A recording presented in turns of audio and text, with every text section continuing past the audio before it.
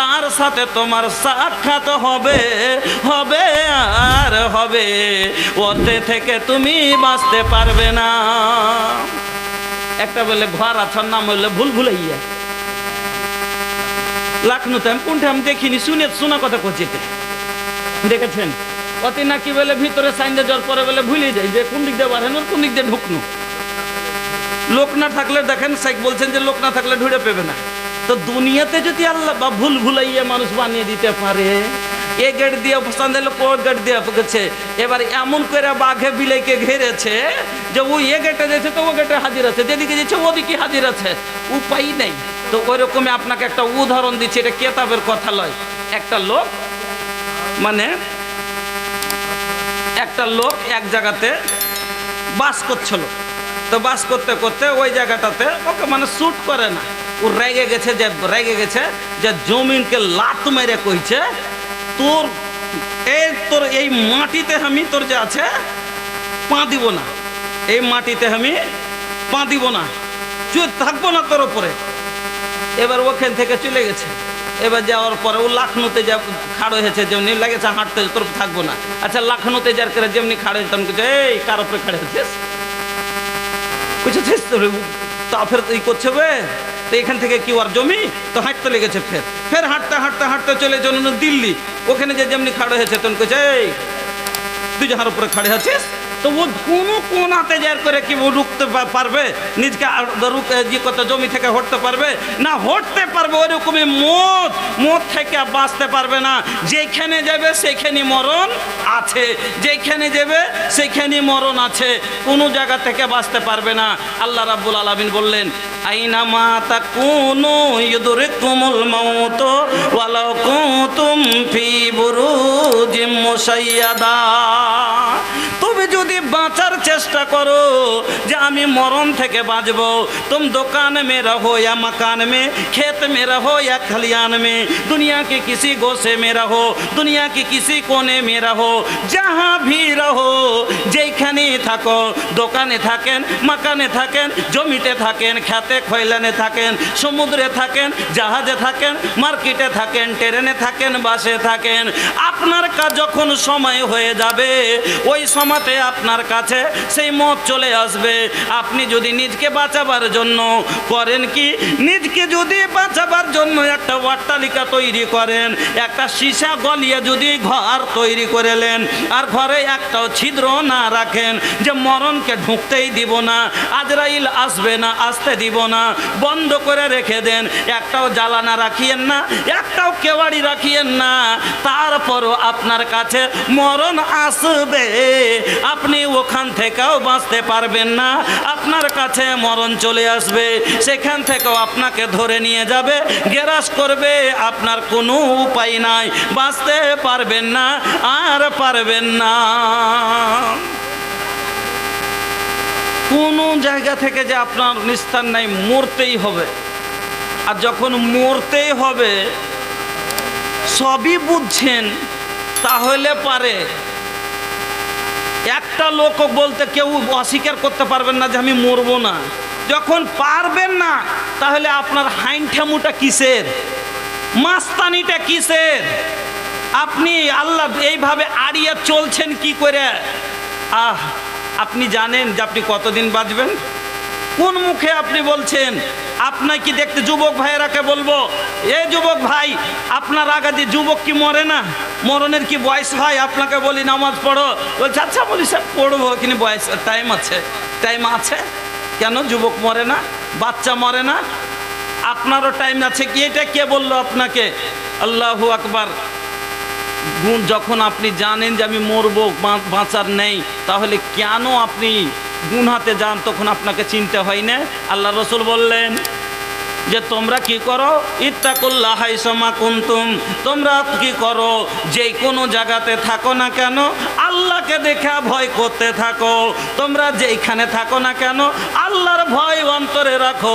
রে যুবক যুবক, আপনাকে বলি জেনা করতে যাওয়ার আগে একবার চিন্তা করে নিয়েন, আল্লাহর ডর অন্তরে, যে আমি এই কাজে যাচ্ছি, এই কাজে যাওয়ার পরে যদি আমার মরণ হয়ে যায়, আমি আল্লাহর কাছে একটা জানি হয়ে যাব, আল্লাহর নজরে কেমন করে মুখ দেখাবো। এক চুরি করতে যাওয়ার আগে একবার চিন্তা করে নিতে হবে যে আমি যে কাজে যাচ্ছি, এই কাজ করতে গিয়ে যদি আমার মরণ হয়ে যায়, আমি এই মুখটা আল্লাহর কাছে কেমন করে দেখাবো। সব সময় যারা সিনেমা দেখতে যান, ও 3 ঘন্টা সিনেমার পিছে থাকনেওয়ালা, ও মোবাইলে ব্যস্ত যুবক ভাইয়েরা আমার, আপনাকে চিন্তা করতে হবে এই পাপের কাজটা করতে করতে যদি আমার মরণ চলে আসে, তাহলে আমি কে পাপী হয়ে এই পাপী মুখটা আল্লাহর কাছে কেমন করে দেখাবো। বন্ধুরা আমার, আপনাকে বলি, এই জন্য নবী বললেন যে কোনো জায়গাতে থাকো আল্লাহকে দেখে ভয় করতে থাকো। কেন? তুমি জানো না তোমার মরণ কখন চলে আসবে, তুমি জানো না। रुपया पैसा गहना असराफी नोट रखने वाले कोई न ले गए साथ अपना, मर गए मरने वाले। बंगला बैठक बिल्डिंग और महला वाले, कब्र में जाके सोना होगा साल 2 साला वाले। पलंग मसोरी खटिया चौकी बेंच पे सोने वाले, कब्र में जाकर सोना होगा मसनद गद्दे वाले। कब्र में जाकर सोना होगा मसनद गद्दे वाले। खस्ता बिस्किट पान चाय हलवा खाने वाले, मौत का शरबत पीना होगा हराम खाने वाले। मौत का शरबत पीना होगा हराम खाने वाले। चीनी अरबी तुर्की मिस्री रूमी भारत वाले, गोरा काला दुबला पतला मर गए मरने वाले। गोरा काला दुबला पतला मर गए मरने वाले। पुलिस सिपाही चपरासी महात्मा और अदालत वाले, कब्र में जाकर सोना होगा घूस खाने वाले। कब्र में जाकर सोना होगा घूस खाने वाले। বন্ধুরে, আপনাকে সবাই যতই মোটা বিছানে শোন, আপনাকে কবরে শুইতে হবে। আপনার কবরে কোনো বিছানা যাবে না, খালি মরণটা যেমনি আপনার চলে আসবে, আপনার সন্তানেরা এটা বলবে না আমার বাবার বিছানাটা মোটা ছিল, আমার বাবার বিছানায় একটা মোটা করে তোষক দেওয়া যাবে। কোনো রাজা পাইনি, কোনো মহারাজা পাইনি, কোনো যোদ্ধার পাইনি, কোনো জমিনদার পাইনি, আপনিও পাবেন না। এটা বিধির বিধান। ওই সাদা একখানটা কাপড় আপনার সাথে যাবে, আর কিছু যাবে না। বন্ধু আমার, আপনাকে বলি, जगह যত पैसा से लेबा भैया 22 बीघा कीन हो, तो वो नसीब होई 2 गज जमीन हो। पैसा से लेबा भैया 22 बीघा कीन हो, तो वो नसीब होई 2 गज जमीन हो। যদি 22 বিঘা জমি কিনে থাকেন, 100 বিঘা জমি কিনে থাকেন, যার 500 বিঘাও আছে, ও বাজান গো, তারও কবর আপনারই সমান হবে। তার কবরটা 5 কাঠার হবে না। তারও কবর একটা ফকিরের যতটুকু জায়গা, ওই 500 বিঘার জমিনদারের জায়গাও হলো অতটুক। আপনাকে যেতে হবে।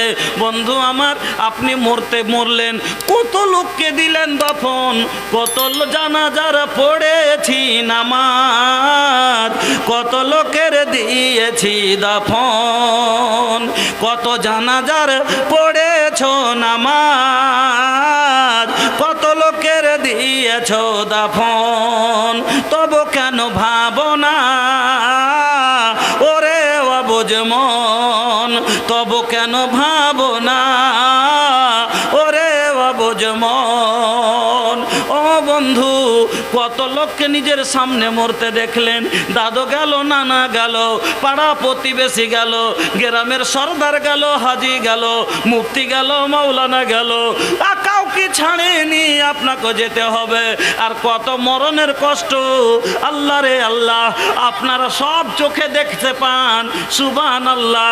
আপনাকে বলে দিই, আমার নবী যখন আখেরি শ্বাস টানতেছিলেন, আমার নবীর মরণের সময় আসলো। আমার নবী দুই জাহানের নবী, আমার নবীর জীবনে কোনো গুনাহ ছিল না, আমার নবীর জীবনে কোনো পাপ ছিল না, শুধু নেকি আর নেকি। আমার মাসুম নবীর মরণের কথা শুনেন, আম্মা আয়েশা বলেন, যখন আমার নবীর মরণ হয় ওই সময়তে নবীর মাথাটা আমার কোলে ছিল, আমার বুকের নিচে এখানে ধরেছিলাম।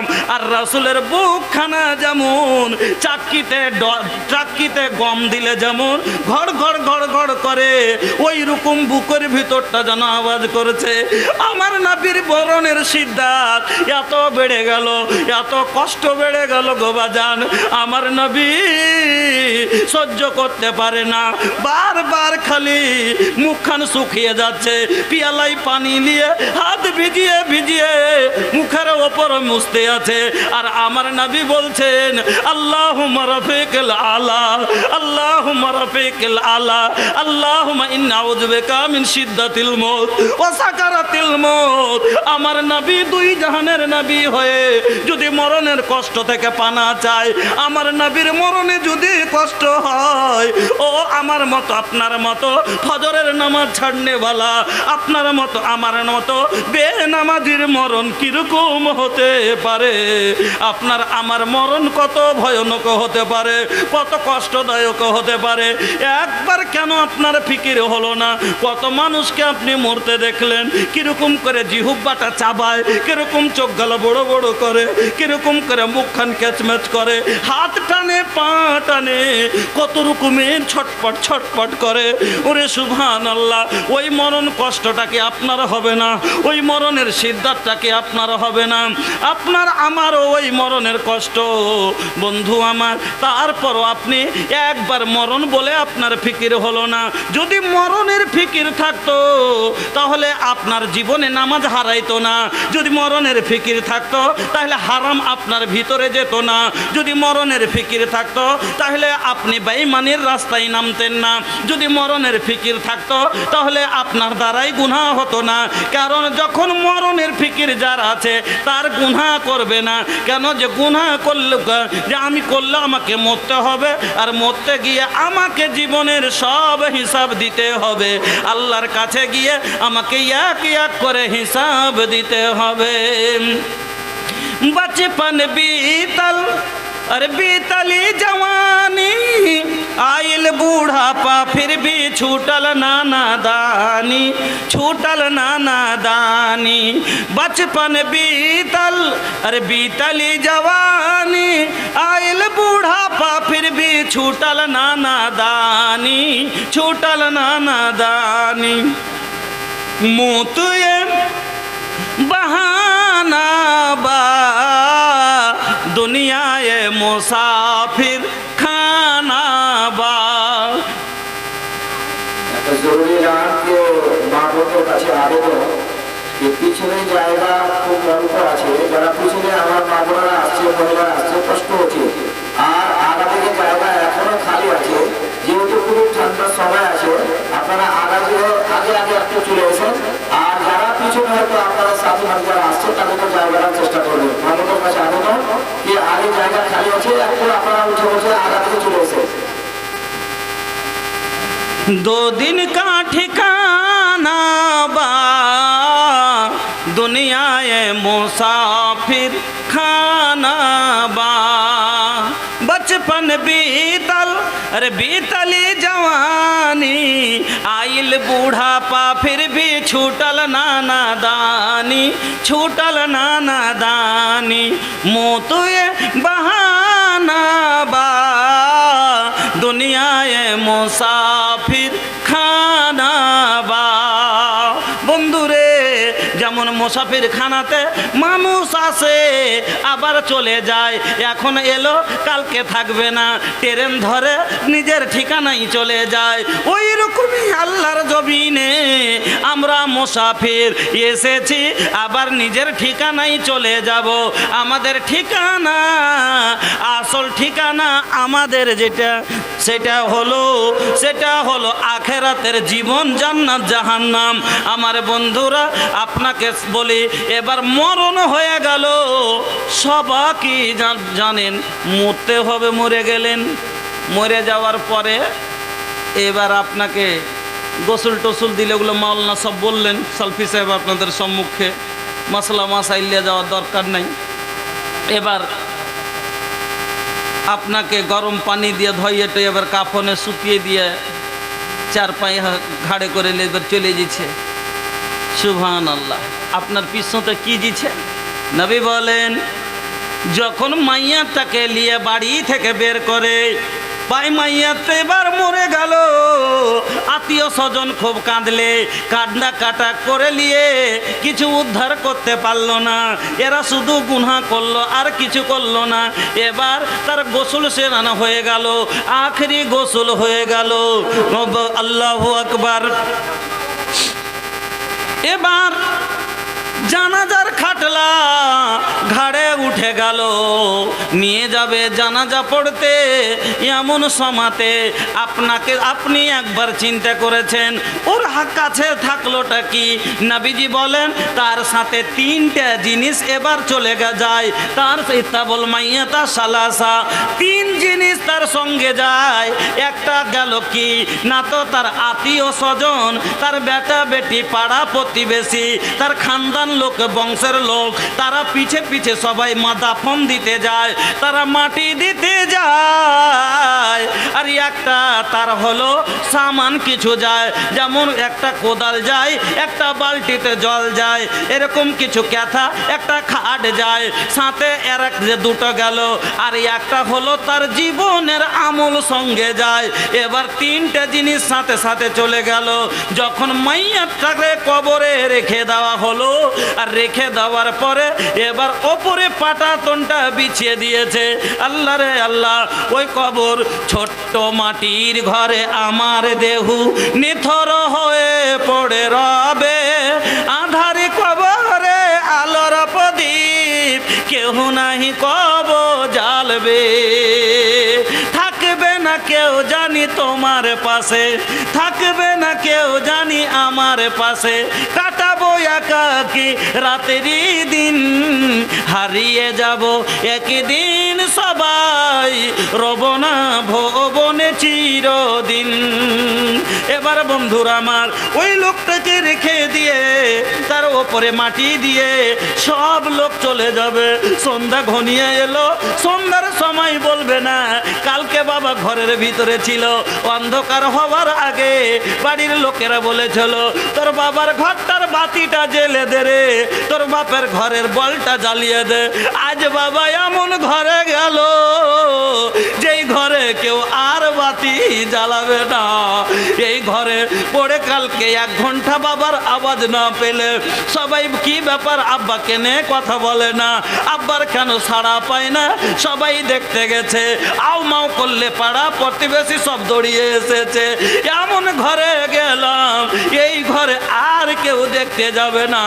জীবন জীবনের মতো আর কেউ টুকিও মারবে না, উকি দিয়ে দেখবে না, একটা বাতিও জ্বালিয়ে দেবে না। কতই চিৎকার করেন না কেন, কেউ আর শুনতেই পাবে না। আল্লাহ রে আল্লাহ, বলবেন কবরে কেন চিৎকার করে? বাজান গো, আল্লাহর নবী বলছেন কবরে মাইয়াতকে যে কষ্টটা হয়, সুবহানাল্লাহ, ওই রকম ভাবে তারা যারা চিৎকার করে, যার চিৎকারে আল্লাহ রে আল্লাহ সমস্ত জিন আর ইনসান পরে যত পৃথিবীর মাখলুক আছে সবাই শুনতে পায় তার কষ্টর আওয়াজটা। যেরকম কোনো মানুষকে কষ্ট হলে ছটপট ছটপট করে গরুর মতন চিৎকার করে, ওই চিৎকারটা সব মাখলুক শুনে, আর অন্য কেউ মানুষ আর জিন শুনতে পায় না। কেন পায় না? নবীজি বললেন, যদি কবরের আযাবের কবরবাসীদের চিৎকার তোমরা শুনে নাও তাহলে কবরে দফন দিতেই যাবে না। এই জন্য আল্লাহ রাব্বুল আলামিন তোমাদের শোনার সুযোগ দেয়নি। আর কবরের আযাব শুনতে পাই আর দলিল যে আল্লাহ রসুল একদিন গাধাতে খচ্চড়ে চড়ে চলে দিচ্ছেন রাস্তা দিয়ে, তো রাস্তার ধারে দুটো কবর আছে, ওই কবরের কাছে যেমনি গেছে নবীর সওয়ারি একবারে তুমি দু ট্যাং চেড়ে লেগেছে কুদতে, একবারে এমনভাবে কুদতে শুরু করেছে চমকে যে মনে হচ্ছে রাসূলকে ফেলে দিবে, আল্লাহ রসুল পড়ে যাবেন সওয়ারির ওপর থেকে, সেই রকম একবারে বেকাবুর মতন করে কুদতে লেগেছে। আল্লাহ রসুল বললেন, এই কবরবাসীকে চিনো গো? হ্যাঁ, এই কবরবাসীরা কে? এই কবরে আযাব হয়েছে। তাহলে জানোয়ার শুনতে পায়, মানুষ পায় না। কেন? আপনার বাপ চিৎকার করবে বাড়ির পাশে, মনে করেন রাত্রির বেলাতে যদি 1 কিলোমিটার দূরেও কবরস্থান থাকে, আর মানুষ সবাই এখন কবরস্থানে মদখোর শুয়ে আছে, ঘুষখোর শুয়ে আছে, আছে না নাই? বেঈমান দাগাবাজ শুয়ে আছে, অতি আলেম ওলামাও শুয়ে আছে, ওই কবরে হাজি গাজিও শুয়ে আছে। এবার বলেন তো, যদি ওখানে 50টা, যদি 500টার ভিতরে 450টাই মানুষ নেক মানুষ থাকে, আর 50টা মানুষ যদি বেঈমান আছে অবশ্যই, গুনাহগার আছে অবশ্যই, আর একে যখন শাস্তি হবার 50টা মানুষ রাতের অন্ধকারে সেই বিকট আওয়াজে চিৎকার করবে, মানুষ থাকতে পারবে? বলেন, থাকতে পারবে? পারবে না। আপনার বাবার আওয়াজ দুনিয়াতে আপনার বাবা চিৎকার করেছে, আমার বাবার আওয়াজ আমি চিনি, আমার মার আওয়াজ আমি জানি, আপনার মার আওয়াজ আপনি জানেন, আপনার বাবার আওয়াজ আপনি জানেন, আপনার দাদুর ভয়েস আপনি চিনেন, আপনার দাদু চিৎকার মারছে, আর আপনি ঘরে থাকতে পারবেন? পারবেন না। এই জন্য আমার আল্লাহ আপনাকে শোনার সুযোগ দেয়নি, যে না এরা সহ্য করতে পারবে না। আমার বন্ধুরা, বলতে গেলে ভিতরটা ফেটে যায়। এই কবরস্থানে আপনাকে যেতে হবে। এবার নবী বলছেন,